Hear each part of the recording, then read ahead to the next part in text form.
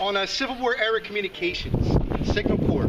And this actually holds a little special meaning in my heart, because I'm actually a retired staff sergeant, of which my last 10 years were in the Signal Corps.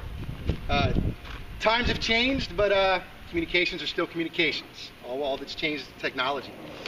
We know throughout history of the wars,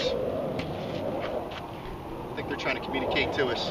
We tell them when they fly over to use period-appropriate aircraft. They never do. They never do. But armies needed to talk. They needed to talk to each other.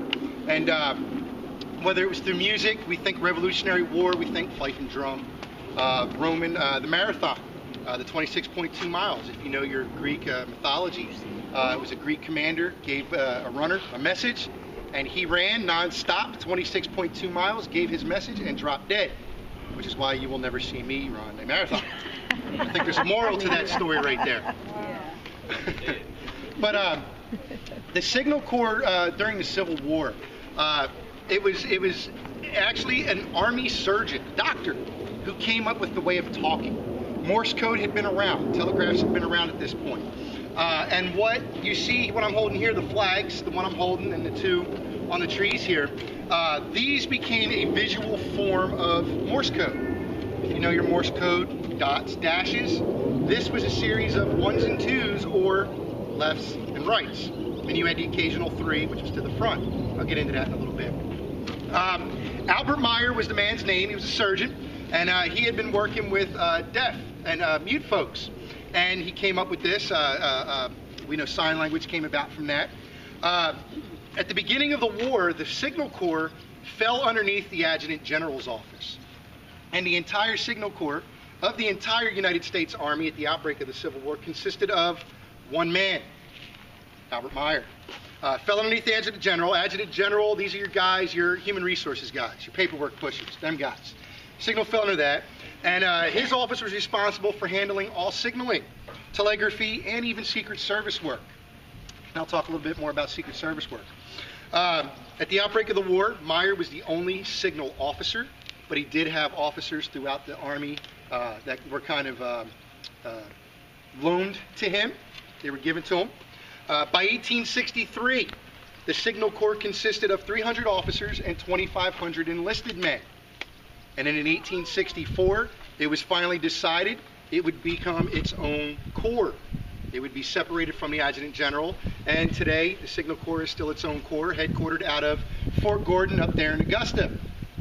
To tell you how, tell you how new the Signal Corps was, this is a copy of the front cover of the Army Regulations of 1861, revised for 1863. The signal officer, paragraph 1063. The signal officer shall have charge, under the direction of the Secretary of War, of all signal duty and of all books, papers, and apparatus connected therewith. This book was 594 pages. That's about 25 words that tell the Signal Corps how they will handle themselves. That is it. 594 pages, that is all you have on communications. Now, come 1864, about a year later, Meyer had been working on this 26-page book. He'd been working on this since about 1859. In 1864, it was finally approved for official use. But this is what Meyer had been handing out. And this is what actually told you everything. This right now, for today's communications, for today's Signal Corps, that's like the table of contents for one of the 132 books that the Signal Corps has. Now here for Pulaski, we're known for 25 million bricks and a big artillery duel that changed the face of fortifications in war. But, little known fact, Fort Pulaski had a very busy signal station once the Union took over. And it was actually located in that corner right there, right across from us. Here's a picture that shows the fort. This right here, the signal station, we see the flag up. I don't know if they were posing for that or they just happened to be sending a message. Either way, great shot, perfect timing regardless. But it was from right there. Now, from this station, they were able to send signals across the river to Tybee Island, across to the South Carolina side on Pulaski Island, and over to Hilton Head Island, and any ships that happen to be out at the mouth of the river blockading the port. I've got my little notes here so I don't lose track. I tend to ramble sometimes. We'll talk a little bit more about the distances here when I get into the flags themselves. But a signal team could consist of as small as 1 officer and 2 enlisted, three men total. And that was the bare minimum you could do, because each man, the officer, he was the one responsible for deciphering the code. He had the single most important tool in a signal officer's bag, the telescope or binoculars if he was fancy, so that you could see those distant stations. Then you had another man who held the flag itself, so he could give the commands or give the message. And then you had another man whose sole job was to hold a pencil and piece of paper, and as the officer is looking through the telescope, he's giving him 1, 2, 2, 1, 1, 1, whatever the code happened to be. These men were tested in various subjects: reading, writing, composition, math, chemistry, and philosophy, surveying, and topography. All of those subjects. You had to be in the top 1% of the top 1% in every single subject. If you were not in that top percentage of any one subject, you were automatically disqualified from Signal Corps. You had to be the best of the best of the best. These guys also did a lot of recon and surveillance, and that was because these guys were up high everywhere, whether it was on a wall, on top of a house, in a tree. These guys were up top. There's a story out of Tennessee. Kind of tells you a little bit of that recon and surveillance, but it also gives you an idea of how new this signal technology was, these flags. I say technology, they're flags, but it was a technology. It was around Franklin, Tennessee, I believe it was, and it was Nathaniel Bedford Forrest, Confederate general. His army was hitting the Union lines all over the place. They didn't know where he was. They didn't want to abandon their defenses to chase him, but at the same time, they never knew where he was going to pop up. Well, the furthest left of the line was also its highest point. And Forrest is getting ready to hit this line, try and outflank him, and he's gathering his army in the woods below. Well, all of a sudden, Forrest looks up and he sees this big white flag, and it's waving. And we all know what a white flag means. It means we want to surrender. So Forrest turns to his aide, says, "Grab our white flag, we'll meet out and discuss terms." Well, he rides out, he gets to about 100 yards from the fort, and a voice yells out, "That ain't no flag of surrender, General. That's a communications flag. Get on back to your lines before you get shot." So Forrest tips his hat, turns his horse, heads on back. Well, we know what he's thinking because he wrote the diary, the journal. Signal flag, communication flag, what does that mean? Well, within the next 2 hours, he found out what it meant, because the entire left side of the Union Army left their defenses and wrapped him up and chased him off the battlefield. That was a signal flag, the highest point. They saw his army gathering in the woods below, and they started signaling over there. "We'll keep them busy, come get them." Tells you a little bit how new it was. My notes. Life for a signal soldier could be very easy, very cushy. Behind the lines, you had all the perks of being behind the lines. The best perk being nobody was shooting at you. But you also had your teams that were in front. You had your forward guys that's, because the front line still needed to talk to the back of the lines. My personal experiences, my first 2 tours, I started off on tanks. Went to Bosnia, Kosovo, I did the front line thing, decided I need to learn a real skill, and I reclassed into signal. And of course, here I am thinking I'm going to be behind the lines, enjoying every perk. Nope. My first tour in Iraq, I got stuck with an MP platoon, and I'm out there patrolling. My second tour was the during the whole Battle of Fallujah, the Surge. They stuck my Army team with a Marine battalion, and I was out there during the Battle of Fallujah and the Al-Anbar Awakening, getting shot at. That's actually where I got wounded myself. I've got all my fingers and toes, so I'm a little bit more lucky. But my third tour, I finally got what I was looking for. My hardest decision, my third tour, was what PlayStation game am I going to play today? And I had PlayStation because I was the phone and internet guy. I had all that.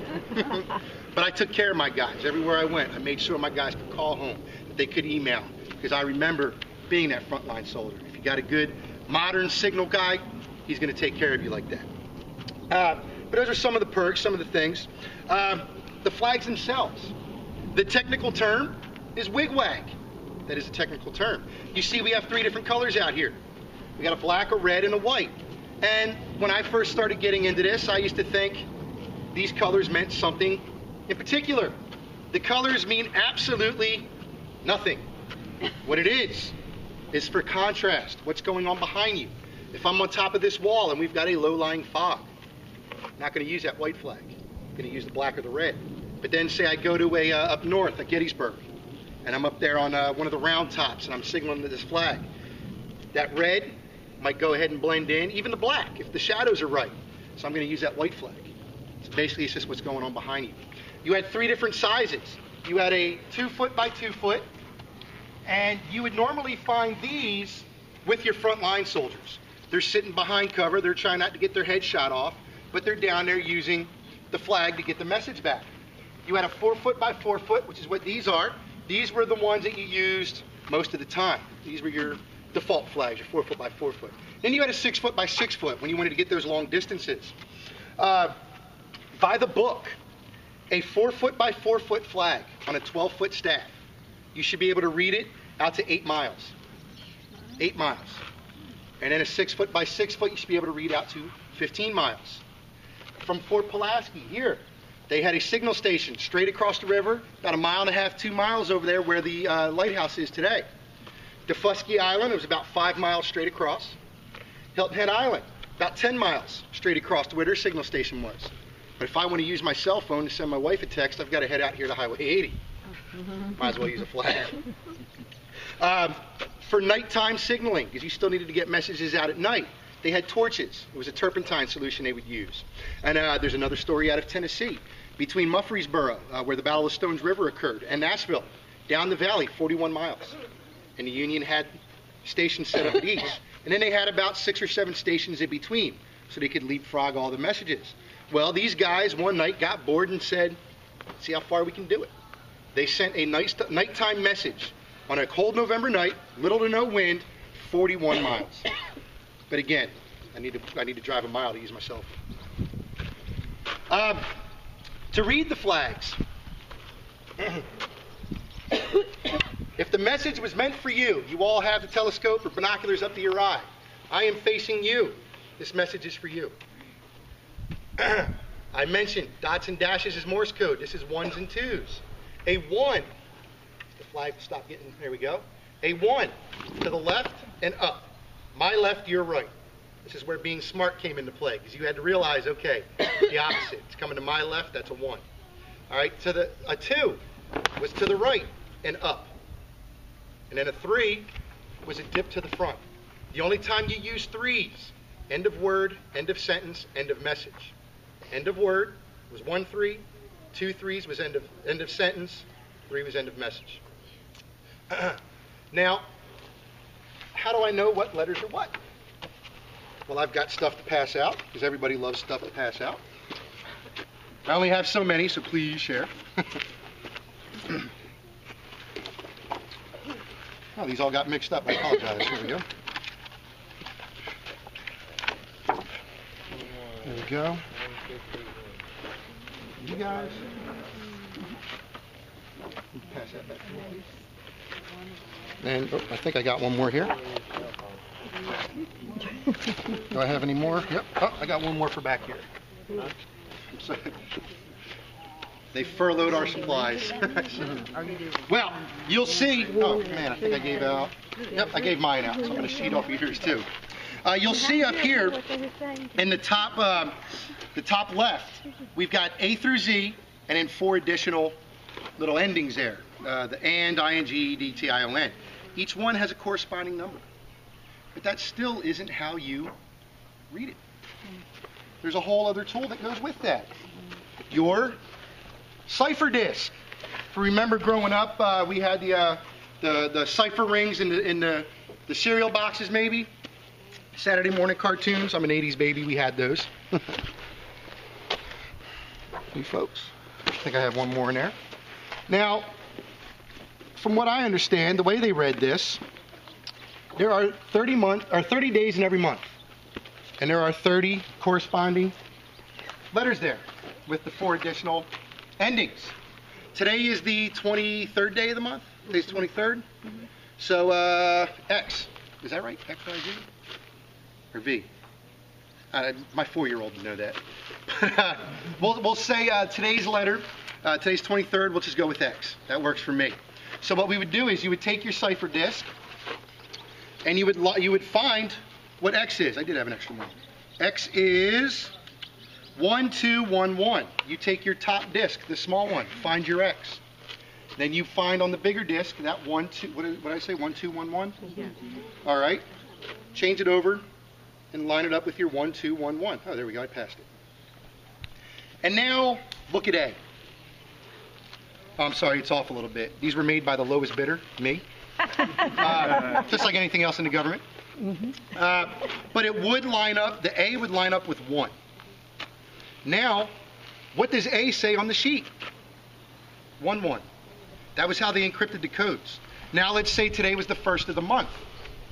We slide A, being the first letter of the alphabet, to that 1, 1, and we see all the letters change.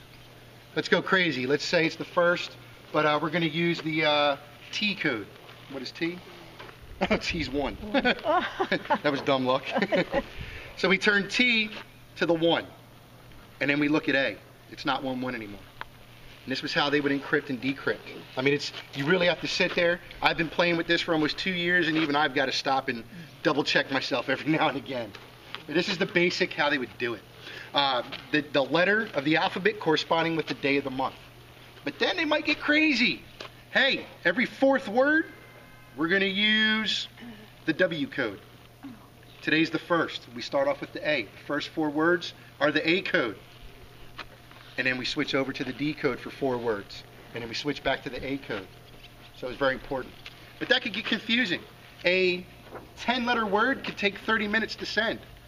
So if you look towards the bottom of the sheet, the bottom right-hand side, we see there's a lot of words already spelled out with preconcerted codes. Some of these, they need some of these quick codes. And, right. I know. I've got the flag, and I'm going to send you a preconcerted code. Now remember, 1 is to the left, your right. 2 is to the right, your left. Give you the code, Sam. And I'm going to send you a preconcerted code. Preconcerted. It's already made down here at the bottom. Yeah. So. 2, 1. End of word. That's it. 1, 1, 2, 2, right? 1. She is better. Confederate. There it is. Oh, we all get that. I usually have a couple out there. He's had Yep. Oh, yep. okay. That's what I did. Okay. Let's go.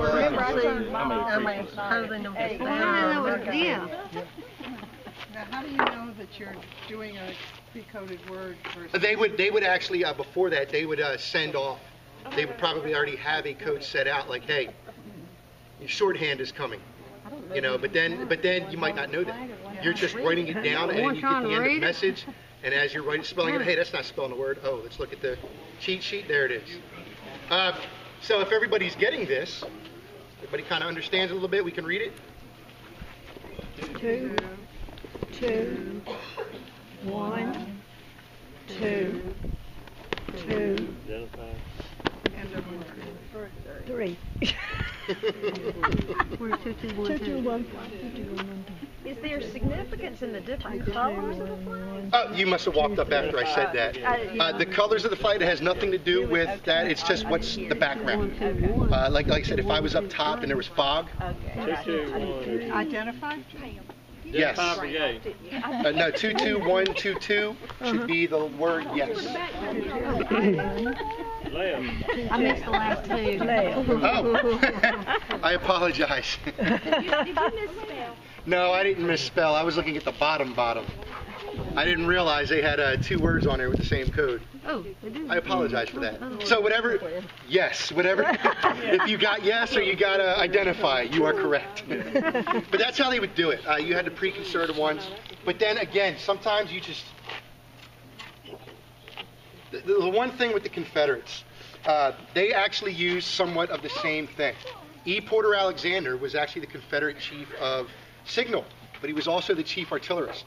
If you saw the movie Gettysburg or read the book or know your history, E. Porter Alexander was the chief artillery under Robert E. Lee.